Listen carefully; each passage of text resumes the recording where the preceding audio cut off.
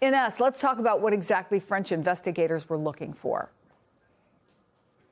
Yeah, Chris. So the Paris prosecutor's office confirming in a statement that they did raid the Paris offices of X earlier today. We understand that it was their cybercrime unit that carried out the search, but Europol, the European Union's police agency, was also involved. Now, this was all part of an investigation that was first opened back in January of last year over concerns that X's algorithms are biased. The probe was later expanded over the summer, and the Paris prosecutor's office saying in a statement the investigations concerned breaches of French law resulting from the provision of a tool, Grok, enabling the generation and or dissemination of child sexual abuse material, sexually explicit deepfakes, or anti-Semitic content. Now, prosecutors have asked both Elon Musk and former CEO Linda Yaccarini to attend voluntary interviews in the spring. We know that ex-employees have also been asked to appear as witnesses.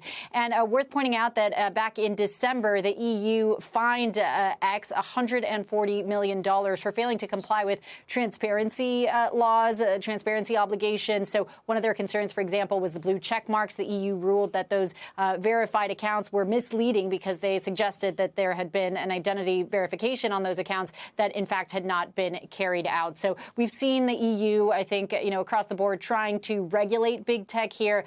France certainly leading the way in that department. It's become quite a big point of contention between the U.S. and the EU, the U.S. pushing for the EU to ease up on some of those restrictions by threatening tariffs.